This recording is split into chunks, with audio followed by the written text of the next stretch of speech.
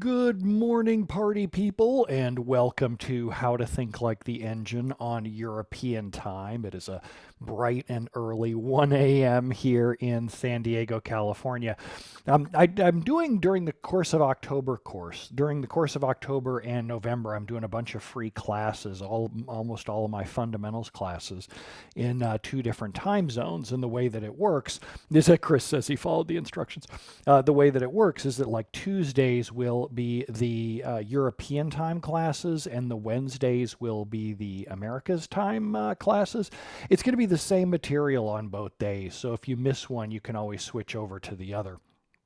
This one, the How to Think Like the Engine one, is the only one that will stay up on YouTube, Twitch, Facebook, etc. for free. The rest of them that I'm doing through the rest of October and November are all my normally paid classes.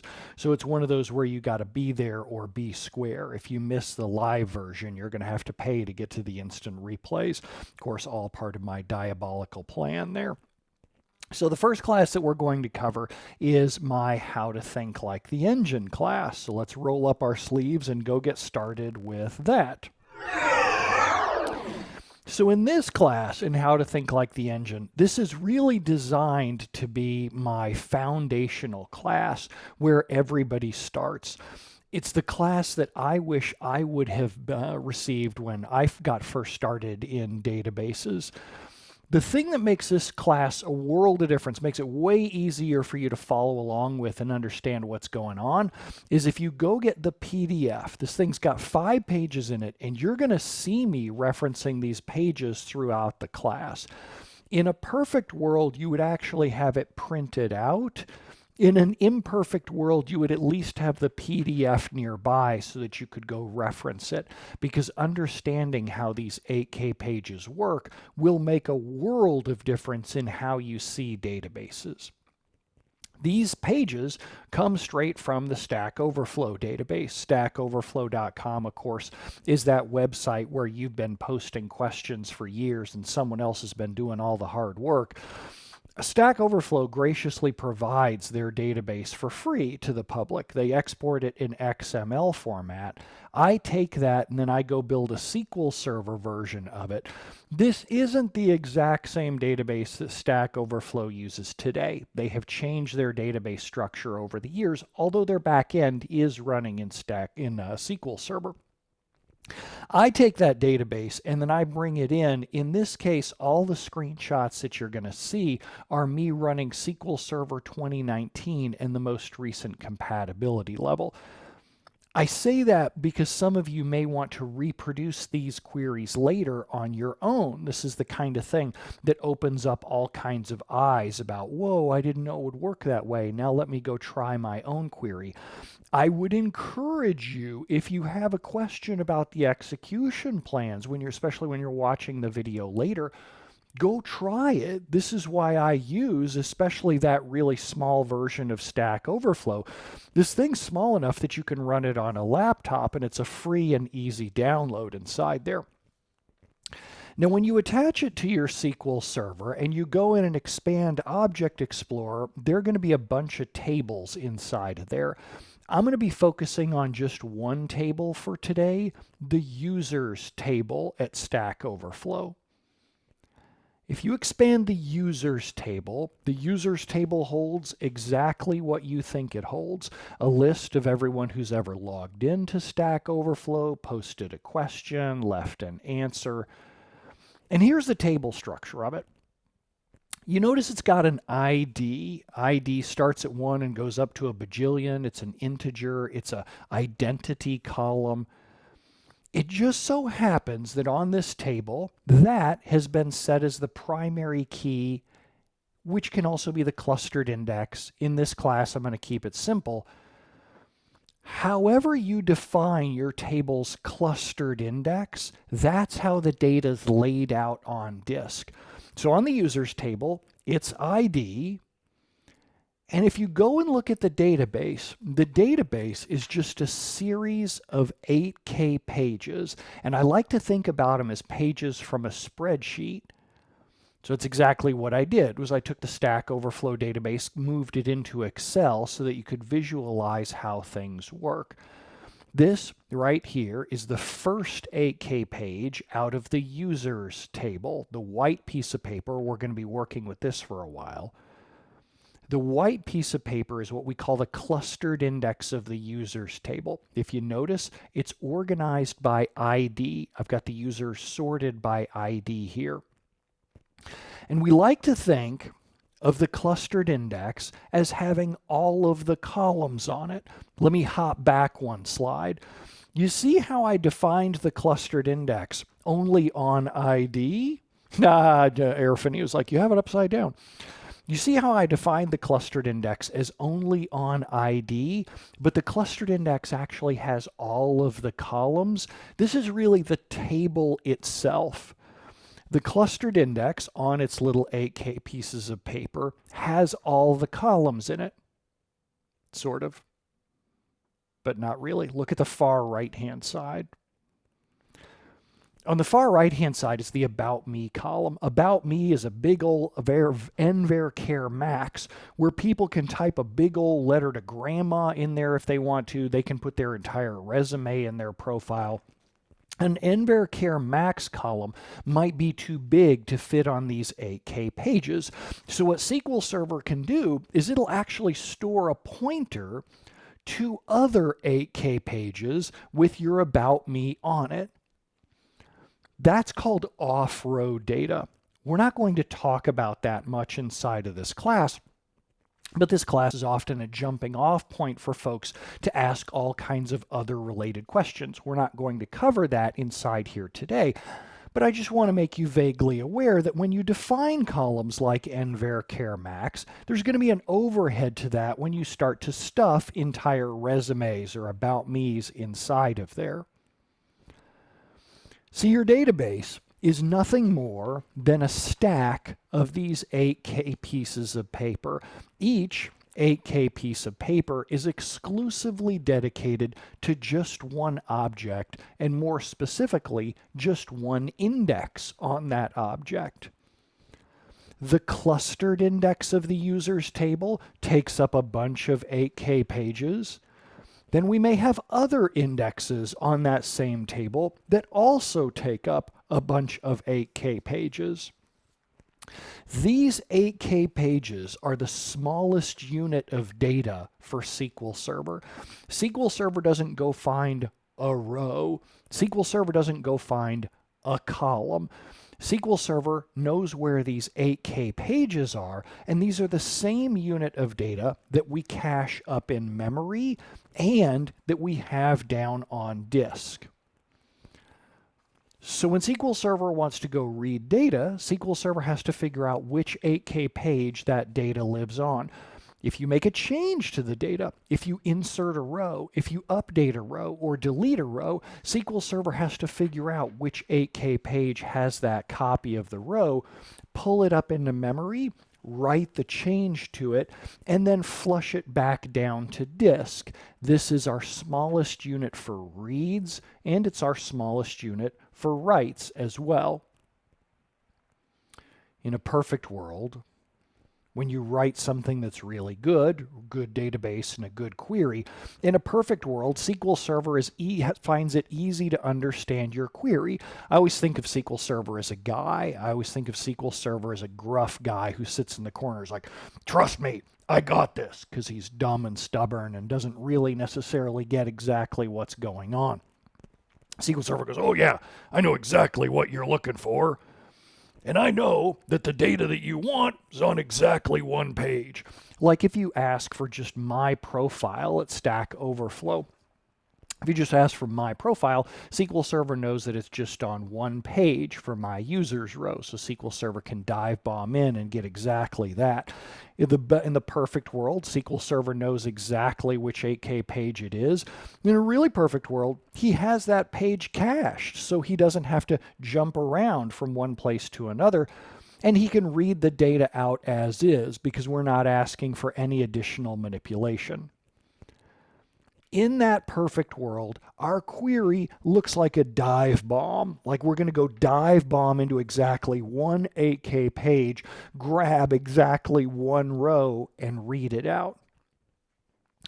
But often in our world, where people write all kinds of crazy reports and it's not easy to understand what their queries have in them, in our imperfect world, the query often isn't easy to understand. It takes SQL Server some work in order to figure it out. People don't put a where clause on their query, or they ask for years worth of data, so the data that we want is spread across a whole lot of 8K pages. SQL Server may not know exactly which ones they are. For example, your query might say things like, go find me all of the users who live in Louisiana, and then go find me all of their questions at Stack Overflow.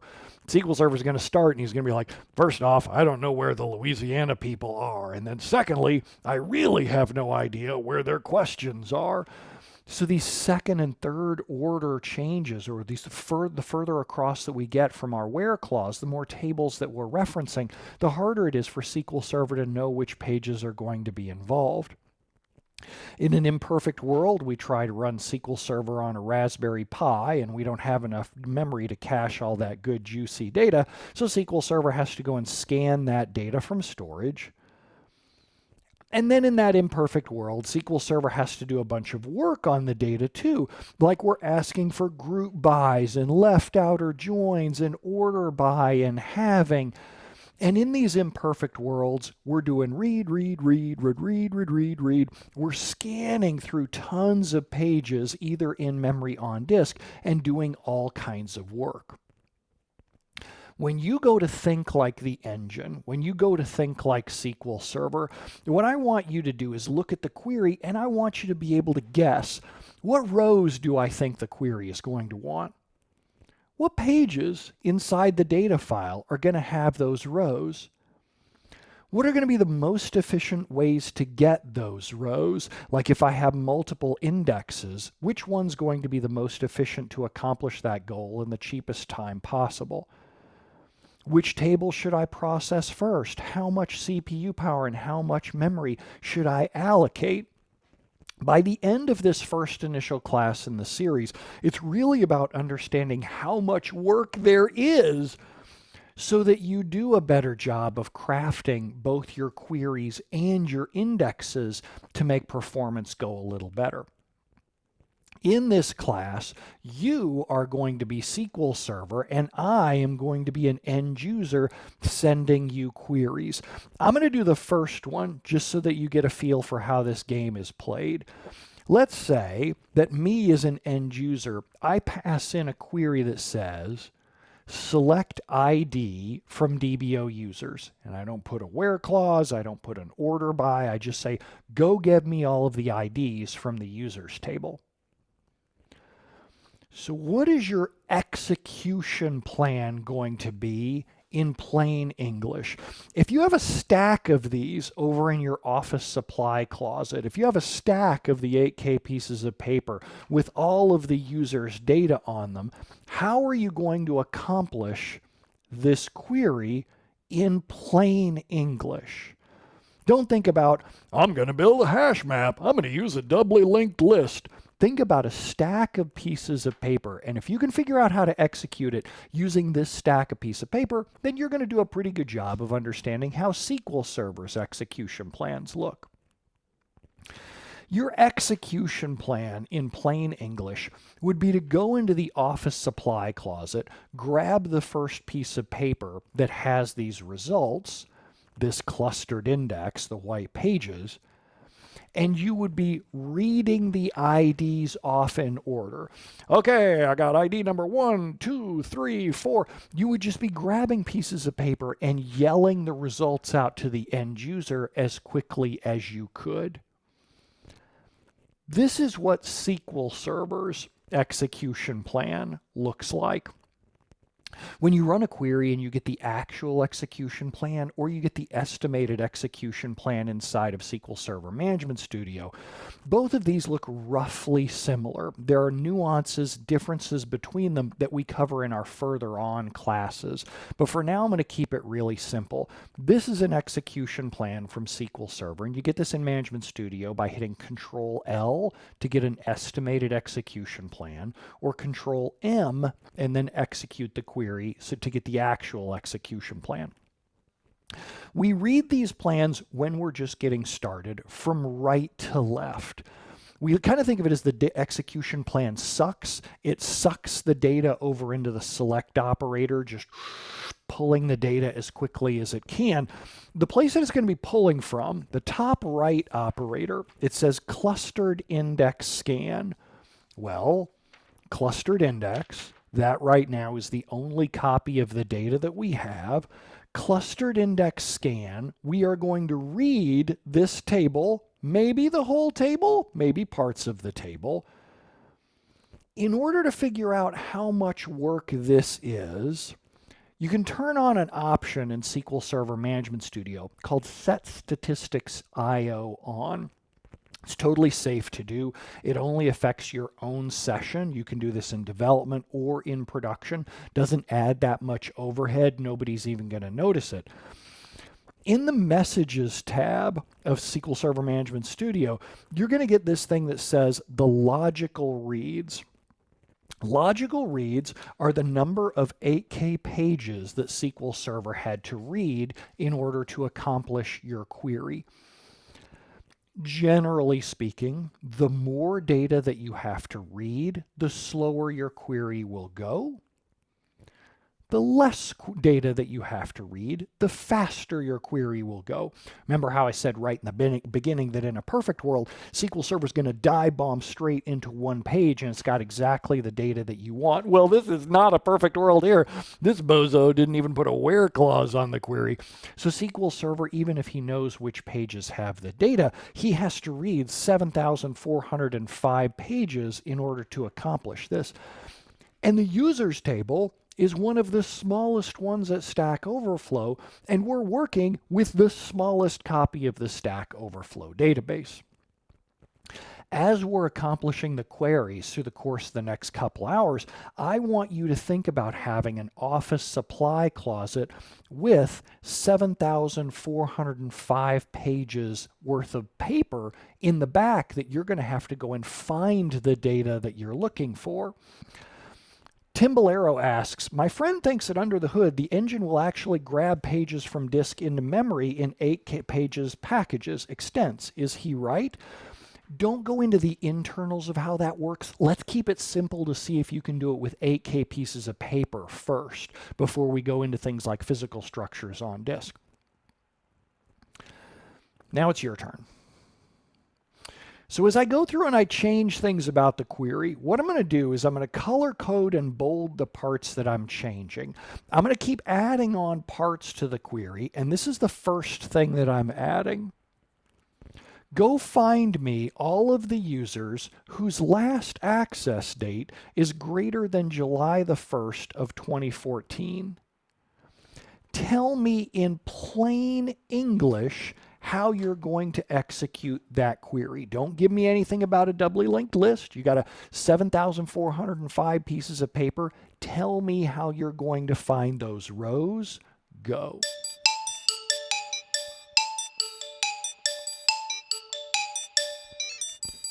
You got 7,405 pieces of paper over in the closet. How are you going to find the rows where their last access date is greater than July the 1st of 2014? So we got a couple answers rolling in here. Tony says go check each page and each row and check to see whether or not their date is greater than July the 1st of 2014. Exactly.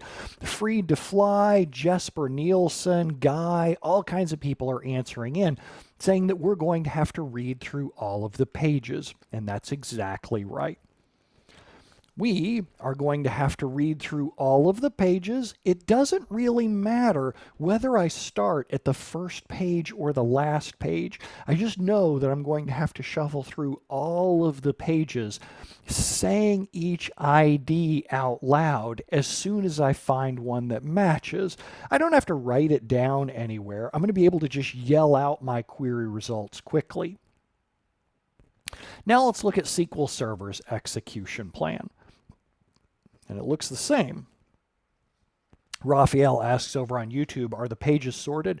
Bad news, Raphael. We're only about 20 minutes in and you've already missed something that we talked about earlier. That's okay. It's early in the morning. You can just close your browser and come back to this later. You can come back and watch the instant replay start over again in the beginning. Pro tip. So SQL Server is like, I know, I don't have any mercy. Look, you didn't pay to get into this class. I'm allowed to roast you as often as I want. It's 1 a.m. I still have the burners all fired up.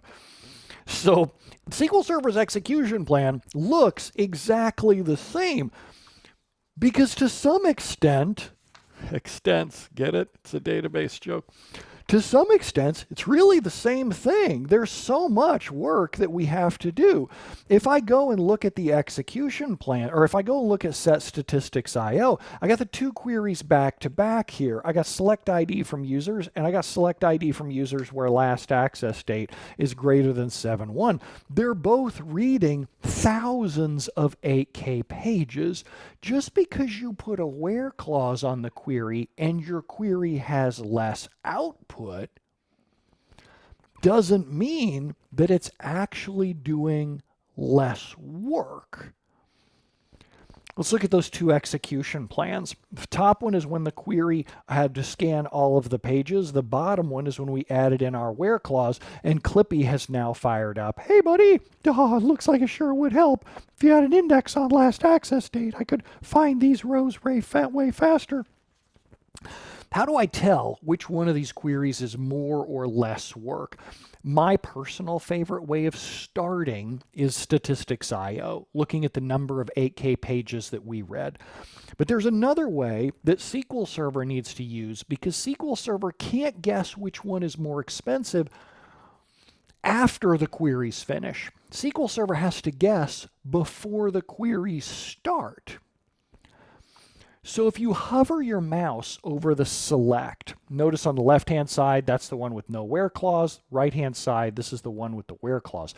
If you hover your mouse over the select operator, you get a little pop-up tooltip here with all kinds of information that's never going to do you any good. One of the things inside here, though, is estimated subtree cost. Estimated subtree cost is what SQL Server thinks that this query will cost when he's first sketching out the execution plan. Before he runs the query, he has to lay out a blueprint of how hard he thinks it's going to be. Well, first, I'm going to go scan this clustered index, and then I'm going to have some parallelism over here, maybe some filtering and a group by. He sketches out that whole entire blueprint, and he assigns a cost to it. A long time ago, in a galaxy far, far away, it was related to the amount of CPU and I/O work that the query would do. Today, though, it's really disconnected from CPU and I/O. SQL Server doesn't know how fast your CPUs are. SQL Server doesn't really accurately know how much of the data is going to be cached versus how much will be fetched from on disk. SQL Server doesn't accurately know how fast your storage is. SQL Server is still using the same units of metrics that it used back in the late 1990s, back before iPhones were invented. We had mobile phones. They didn't even run anything. All our SQL servers were like 1 CPU core and 2 to 4 gigs of RAM, and we had to do all these stunts in order to get multiple gigs of RAM allocated correctly. So Kendra Little coined the term query bucks. She called them query bucks when we talk about estimated subtree cost, just to show that this is roughly what the queries cost, but it's unrelated to CPU and I/O today. So we actually had our artist design out a series of query bucks with both fronts and rears that you can go print, which has all kinds of fun ramifications. You can counterfeit money. Woohoo! Let's move on and let's add a little bit more complexity to the query. Let's raise our cost in terms of query bucks. I want you to find me all the users who access the system since July the 1st of 2014, but I want them ordered by last access date. What's your execution plan in plain English for this one? How are you going to accomplish this? You have 7,405 pieces of paper. This is not a small number of rows. How are you going to do this as a human being?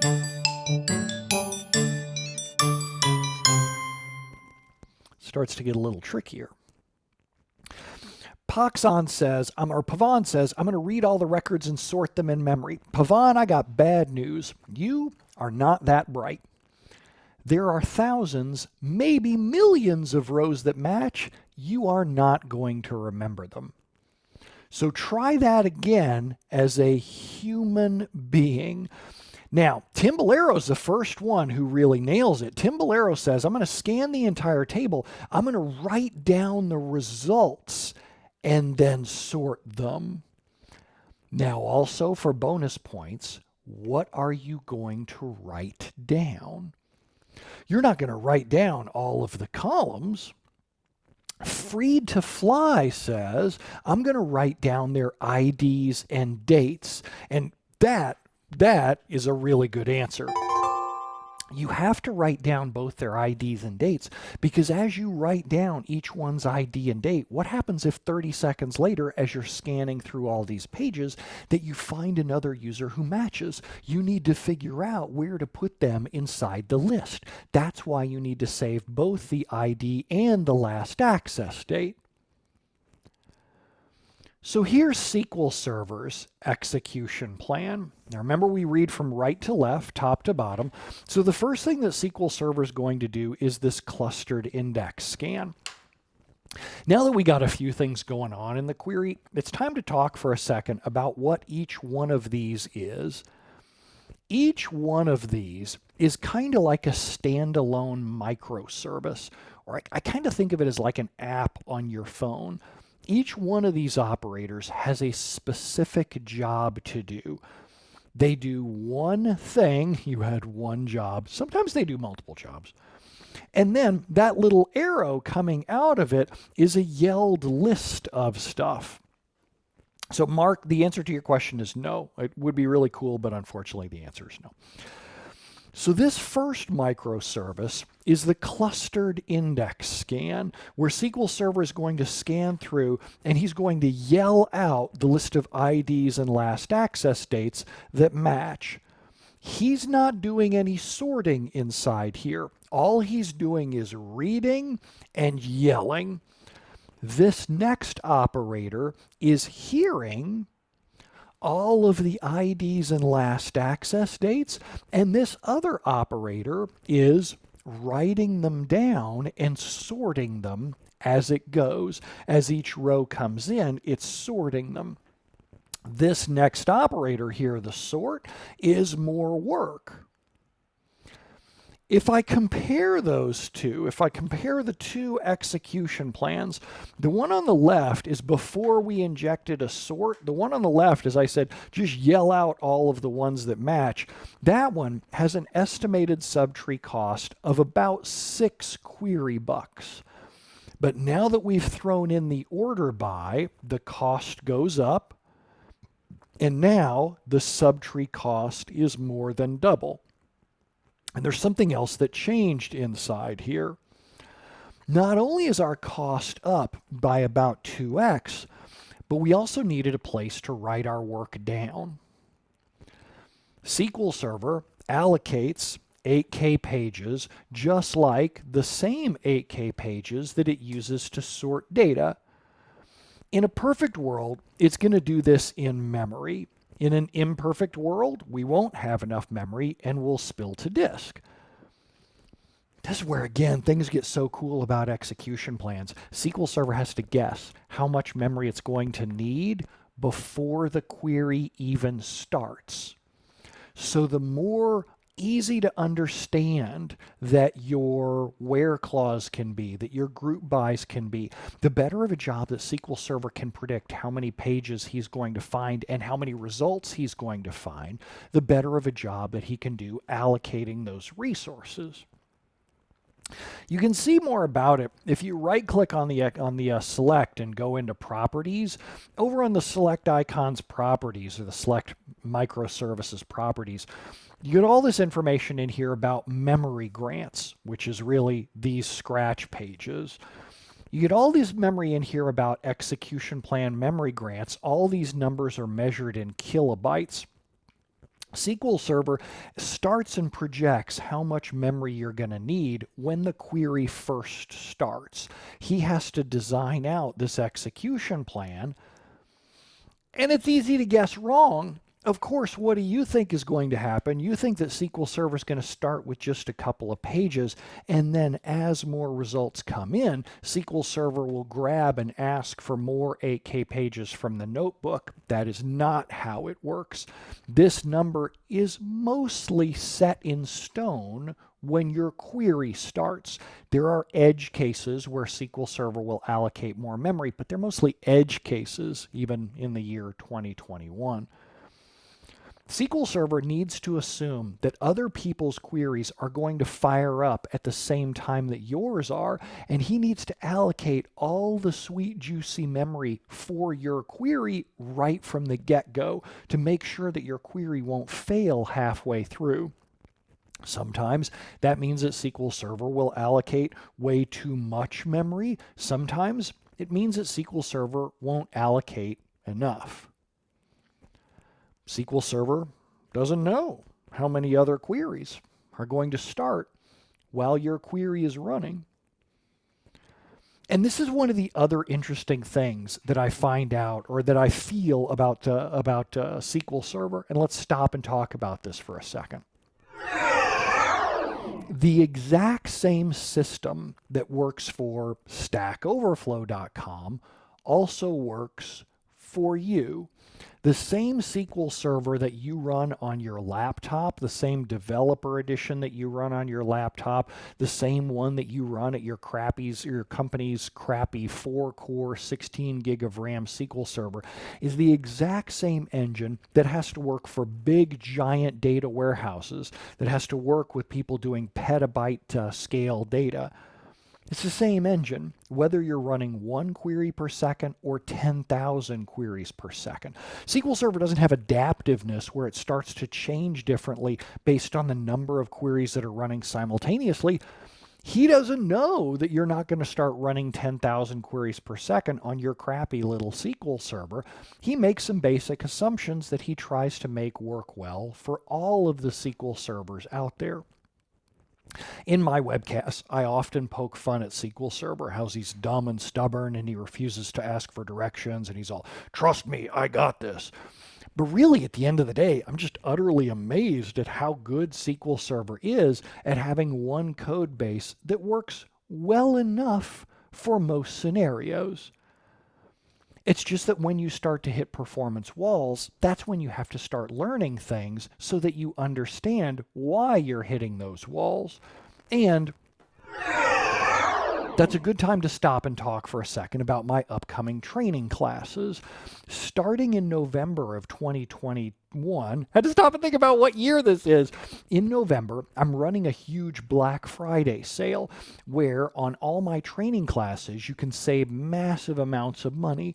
If you're enjoying this, I'm just going to plant the seed that you're probably going to enjoy my mastering level classes and the ability to jump around in the fundamentals classes from time to time as well. So if you go over to BrentOzar.com/Black Friday, you can get an email as soon as those Black Friday sales open up and once I announce what they are. For now, let's go back over to the slide deck. So sometimes SQL Server over-allocates memory, and then sometimes SQL Server under-allocates memory. And if it under-allocates memory, then you'll see things like a yellow bang on your execution plan. Things that say, warning, sorry, but I ran out of memory and I had to write a whole bunch of pages over to TempDB. SQL Server's tempDB is kind of like its scratch space, aka its public toilet, where all kinds of dirty, nasty things happen inside of there. One of them, the nasty things that happens, is scratching pages to disk. If you run out of space trying to sort users by last access date, we may have to scribble those things out to disk because we didn't get enough memory. All right, let's change one thing about the query. Before, I was just getting the ID. Now, let's get all of the columns. What's your execution plan for this? Does this change the way you execute the query?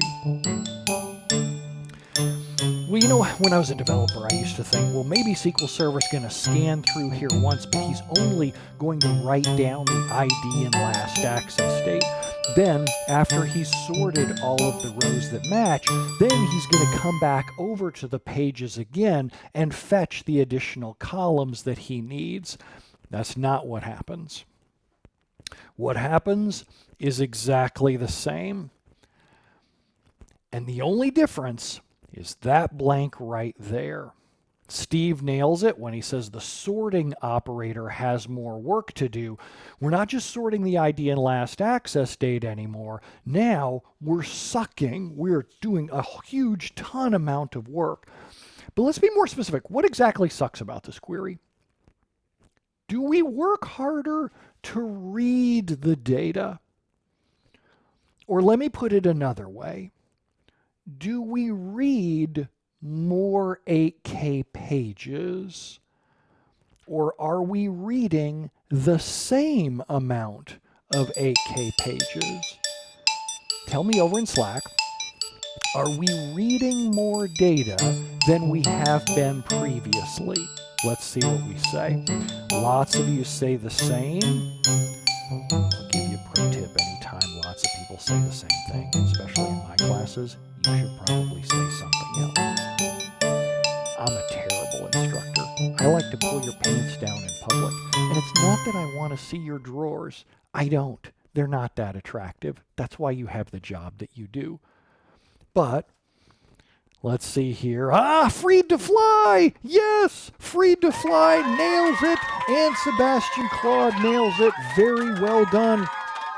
Freed to Fly and Sebastian Claude, remember that we had the Verc and Vercare Max column. We had the About Me column going down the side. And I said early on that if you put in a huge amount of data inside there, SQL Server will leave pointers going to other 8K pages. Yes, technically, we will read more because now we have to jump over and get this data that might be stored on other 8K pages. Brilliantly done. Very nicely done. Now, do we work harder to write the data? Obviously, yes, because we're going to have to write down a lot more than the ID and the last access date. Do we work harder to sort the data? Now, Tim Bolero said, did I say the same? I meant more. Do we work harder to sort the data? I kind of struggle with this as a developer. I'm not a very good developer. I'm a terrible developer. As my own developer, Richie Rump, will tell you, I suck at development. We're sorting the same number of rows, but the thing is, the stack of pieces of paper that we're working with when we're doing the sort, that stack is way higher because we're moving so much data in and out of the CPU's cache. That sort is more challenging as well. Then, do we work harder to output the data? Yes, because now we're yelling out a whole lot more columns than we were yelling out before. This is what I used to focus on when I was a database administrator. Don't return columns you don't need. Pretty much my voice sounded like that. Don't return columns you don't need because it takes longer to say all that stuff over the network. As it turns out, that's like the least of our problems. To understand it, let's read through the execution plan from right to left. The first thing that SQL Server does is the clustered index scan, as he did before. But now look at the cost of the sort. It's jumped to 97% of the cost of the query, and that is a much larger overall cost. The cost in query bucks has now jumped to 871 query bucks. I don't care if you do select star. If you're only reading from one table and you're not joining to anything else, and your query doesn't have an order by, I don't give a damn if you do select stars. Totally okay with me. Doesn't hurt me in any way, shape, or form. But you diabolical, when you start putting in an order by, we are going to have a conversation. Sorting data in a SQL Server is expensive, and the more columns that you add, the worse it goes. I like to think of SQL Server as the world's second most expensive place to sort data. Sort it in the application tier instead. You don't pay licensing in the application tier. You don't have to pay SQL Server licensing, that is, which is horrifically expensive. When you're having performance problems, putting in an order by, if there's no top, I'll tell developers, sorry, you want to move that out to the application servers. I can scale those out infinitely and relatively inexpensively. And developers will say, well, what's the big deal? I'm just running one query. Right, but your application isn't. You're running this query over and over again. And to show you what I mean, let's run the query again with go 100. Pro tip, you can put a number after the go statement. So if you want to piss somebody off, like you're a database administrator, you can put in go 100 and run the same query 100 times in a row.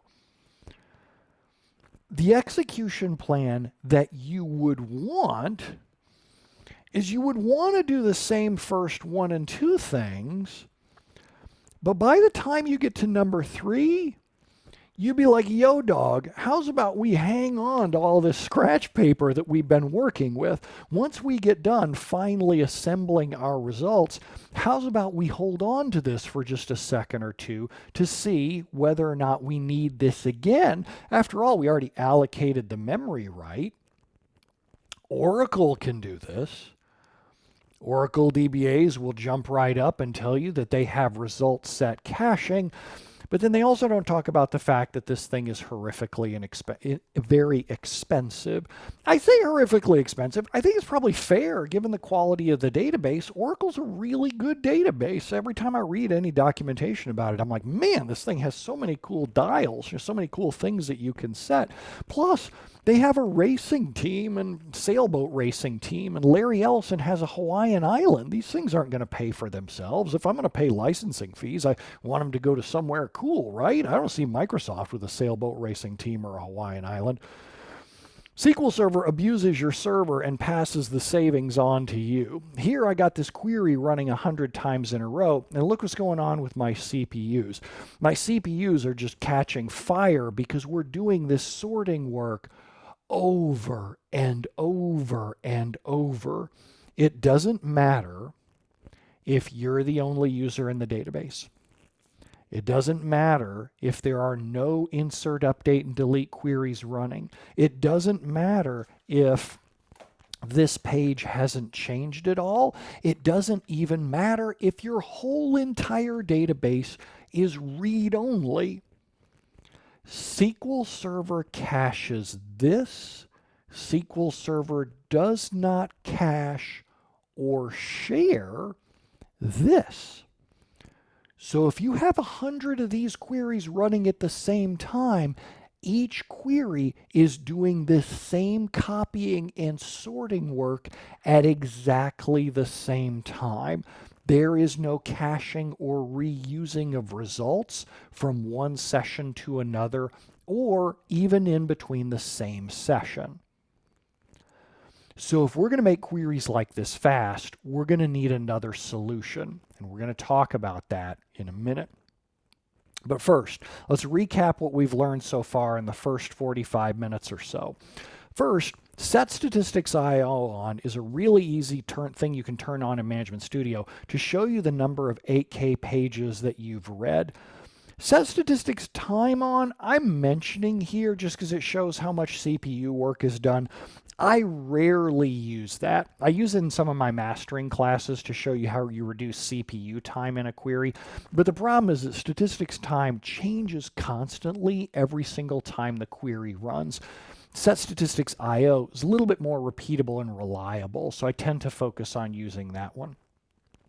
If you have a where without a supporting non-clustered index, you're going to end up doing a table scan, either the entire table or parts of it.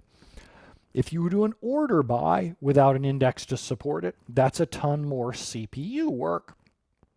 SQL Server caches pages, not query results. And what you're going to learn in the next 45 minutes is non-clustered indexes, how those work. Stefan, good to see you. Good to see one of my buddies over from Iceland. And the difference between seeks and scans. Now we're going to take a 5-minute bio break for you to go grab your coffee, or in the case of Stefan, go grab your Brenovan. Go grab your coffee, and then I will see you back in here in 5 minutes where we're going to dig into the next section. So see you back here in 5 minutes.